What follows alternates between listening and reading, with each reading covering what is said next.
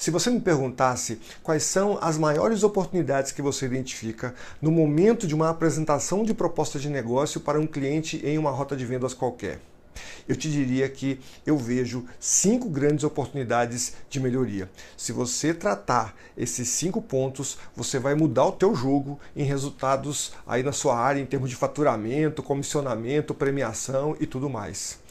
Quer saber quais são esses 5 pontos? Fica comigo aqui nesse vídeo que eu vou te contar rapidinho. Eu me chamo Gilberto Bogado e eu ajudo profissionais de vendas de empresas de distribuição e do atacado a alavancarem seus resultados junto ao PDV. Agora, quais são as maiores oportunidades que eu vejo, que eu observo? Isso eu estou falando aqui de processos de visita que eu fiz muito tempo ao longo do trabalho com os distribuidores e tudo mais, e agora, mais recentemente, com os processos de mentoria que eu tenho feito com clientes aí desse mercado. Então, assim, primeiro aspecto importante que eu observo, e aí eu lembro que quando nós fazíamos as visitas ao PDV, a gente sempre tinha um cuidado muito grande. Eu falava assim, olha, revisa o carro. Mas não é a revisão do carro, é a revisão para você saber se você não está deixando nada no carro. Porque se você vai até o cliente, você precisa chegar nele com tudo. Se você, nesse dia, vai fazer uma apresentação de um novo produto, por exemplo, e você tem uma amostra do produto para você apresentar para o cliente, revisa se você não está esquecendo dentro do carro, ou então na tua casa, né? Ou seja, é muito importante que no dia anterior você se planeje. Veja todos os materiais que você vai precisar, se você está com catálogo, se você está com tabela de preço, se você está com a política promocional bem especificada, se for uma apresentação de uma proposta promocional, se você tem a amostra de produtos, se você tem os dados que você quer apresentar, se o arquivo do computador está ok, se o computador está com a bateria ok, se tem que ter planejamento para a apresentação. É terrível quando você chega na frente do cliente e você vai precisar fazer a demonstração do produto e o produto está no carro, ou então o produto está na tua casa. Você pode perder ali um ponto de contato, porque muitos clientes marcam horário.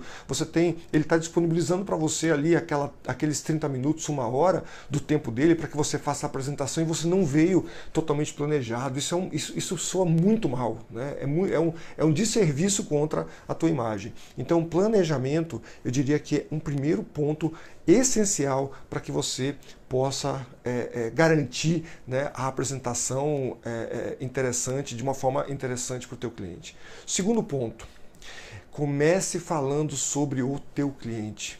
Lógico, você chegou na sala do comprador, encontrou o comprador e tal, você vai fazer aquele approach, e aí, tudo bom, como é que são as coisas, tal. Legal, esse approach inicial eu não vou nem discutir aqui, mas quando você entrar efetivamente na apresentação da proposta, é muito importante que você fale sobre o cliente, que você cite um ponto de conexão, que você traga, olha, hoje eu vim aqui, eu quero te falar sobre uma solução que eu encontrei para te ajudar a atingir determinado objetivo, para melhorar o seu faturamento, melhorar o seu ticket médio, alavancar seu resultado, enfim.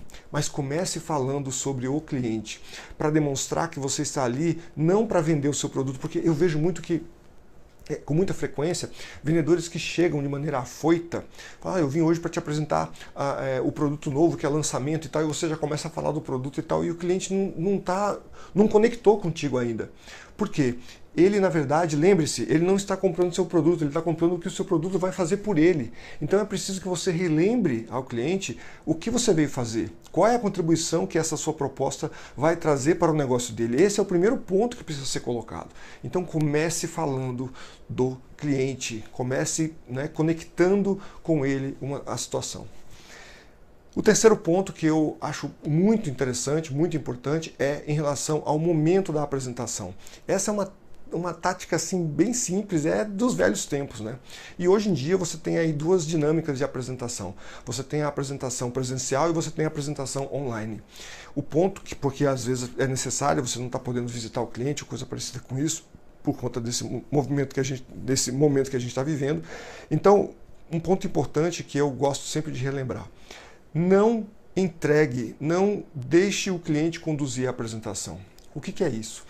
Quando você tiver, por exemplo, presencialmente, né, no cliente, é muito importante que você conduza a apresentação o tempo todo. Então, se você, por exemplo, vai apresentar para ele um catálogo de algum produto, para explicar sobre componentes, sobre perfil de público-alvo, embalagens e tudo mais, você vai ter na tua mão lá o catálogo, e é muito importante que você não repasse para o cliente, né? Não entregue na mão do cliente o catálogo, porque se você entregar para ele, você vai desviar a atenção dele exatamente para esse material que você acabou de entregar. Isso vai soar contra você, vai repercutir contra você.